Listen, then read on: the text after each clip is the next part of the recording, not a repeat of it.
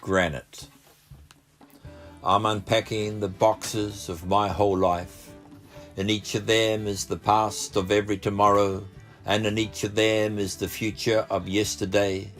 There is so much here that I'd forgotten, and so much I remember, and so much I thought I had lost.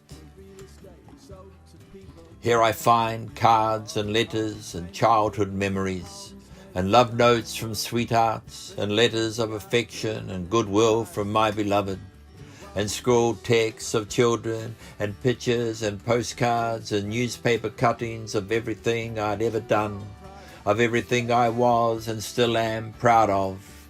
But I wonder who would care or want to be reminded or hold them as dearly as I do, and somehow hope they will stand a granite gravestone for all time until the end.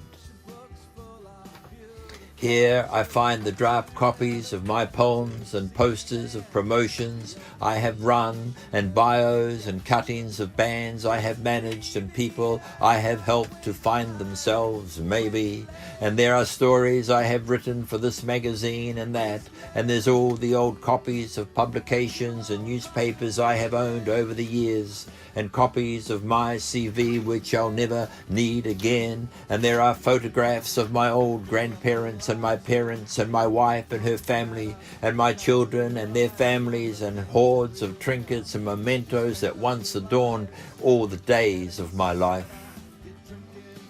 What treasure shall I discard into the boxes marked discard? And in the morning I shall load them into the back of the old car and drive quietly and thoughtfully to the refuse depot and drop the boxes into the deep skip that waits to receive all of our lives. And what treasures shall find their way back into other boxes to be stored under the bed and in cupboards for 5 more years, and for those 5 more years I shall live as I did before, knowing I am still alive and not lost. I just need to look into those boxes from time to time.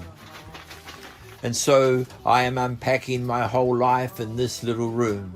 And if you want to know who I am and who I love and who I hold close to the road I walk, just look here upon the floor and in these boxes and on these shelves and in this filing cabinet and in the words I have written and in the hearts of those I have ever loved, and in the light of the stars in which I have tried to walk.